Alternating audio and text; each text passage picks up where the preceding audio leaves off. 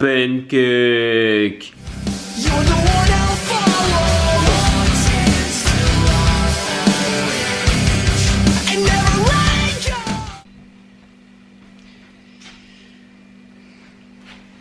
Yep.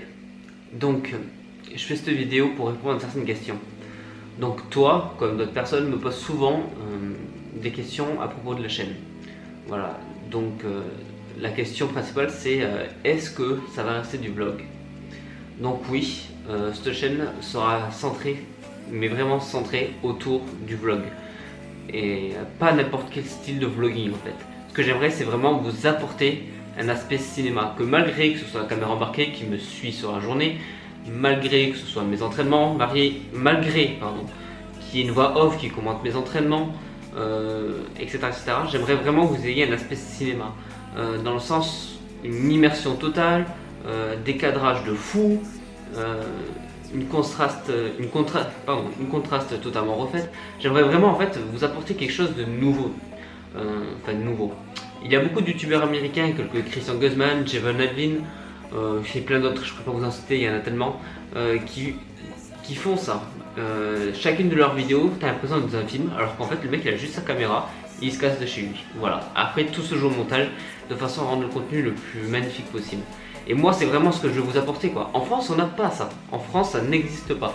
En France on a du podcast, en France on a du vlog banal. Bon ça marche très bien hein, mais on n'a pas ça. Et moi c'est réellement ce pourquoi je suis là. Je veux vous apporter cet aspect là, je veux vous motiver différemment que par des vidéos motivation. Vous avez pu le voir sur précédente vidéo, je commente mes entraînements, ensuite je lance des montages, enfin voilà, j'y passe énormément de temps et j'adore faire ça. Je vais pas faire ma putaclic, tu fais comme tu veux, si tu me regardes pour moi ça fait déjà très plaisir. Voilà, donc on se retrouve pour l'entraînement pull day. Il est quelle heure? Ouais, il est déjà fin d'après-midi, j'ai rien tourné quasiment, voilà. Donc on se retrouve en entraînement pull day. On se retrouve tout à l'heure là-bas. Je vous commande ça, puis je pense qu'on terminera sur un petit montage. Puis après je verrai si j'ai quelque chose d'autre à vous dire pour la journée. Puis on se retrouve dans une autre vidéo dans tous les cas. Voilà. Tchuss. Avant de commencer ce petit commentaire, je voulais quand même faire un point. C'est d'où est-ce que j'ai mes connaissances. Voilà. Faut savoir qu'en fait je suis suivi depuis environ 6 mois maintenant par un coach sportif qui est relativement connu. Je ne donnerai pas son nom ici, certains le savent, mais voilà, ce coach est quelqu'un qui a une très très grande expérience dans le milieu et qui m'a vraiment voilà, tout appris. Alors peut-être que je suis pas la personne qui explique le mieux. Je sais très bien que certains auront des termes beaucoup plus scientifiques que moi, se débrouilleront 1000 fois mieux même. Mais voilà, le peu de choses que j'ai réussi à apprendre, enfin le peu, j'en ai quand même appris pas mal, mais les choses que j'ai appris, je vous les fais part comme je peux, sachant que j'ai eu son accord pour tout retransmettre, etc. sans que voilà, il y ait des problèmes derrière avec lui. Donc, premier exo de cette séance pull, tirage, poitrine. Exercice relativement simple que j'affectionne particulièrement depuis que j'ai trouvé une astuce pour le sentir énormément dans le dos. C'est simple. Arrêtez de verrouiller avec vos pouces. Ce n'est pas une mauvaise chose, mais pour ceux qui ont vraiment du mal à ressentir cet exo, ne verrouillez pas avec vos pouces. Ça évitera d'utiliser vos biceps en fait, et donc d'avoir une meilleure sensation, une meilleure congestion dans le dos. Voilà. Là, je réalise entre 8 et 10 reps sur 5, sur 4 à 5 séries. Voilà. Ensuite, on passe sur du tirage poulie basse. Là, le but tout simplement c'est vraiment de sentir au maximum son grand dorsal. 10-12 répétitions, 4-5 séries, à vous de voir, mais vraiment concentrez-vous sur la contraction du grand dorsal, c'est le plus important. Mettez votre cul en arrière, cambrez bien votre dos et ressentez tout dans le grand dorsal, c'est tout. Du moment que vous le ressentez comme ça et que vous travaillez correctement, il n'y a aucune raison que vous ne progressiez pas sur cet exercice qui est relativement simple à faire. Troisième et dernier exo pour le dos, du rowing bar buste penché. Alors celui-là je l'adore, c'est simple, il n'y a pas de mots, c'est vraiment mon exo préféré. Tout simplement parce que c'est l'exo pour le dos que je connais qui est réellement le plus complémentaire. En vous penchant, vous allez avoir un gainage au niveau des lombaires qui est relativement conséquent. À la position des mains et la façon dont vous remontez la barre, vous allez avoir le grand dorsal qui va bosser, ainsi que vos trapèzes et le derrière des épaules. Voilà, donc 4 groupes musculaires sur un seul exercice. C'est pour ça que j'adore, j'ai un très bon ressenti. Donc là par contre je travaille en hypertrophie, vu que c'est le dernier exo pour le dos de la séance. Premier exo pour les biceps, du curl, un exo relativement populaire qui est beaucoup utilisé dans les salles de sport, hein, on va pas se mentir. Certains font même que ça. Voilà.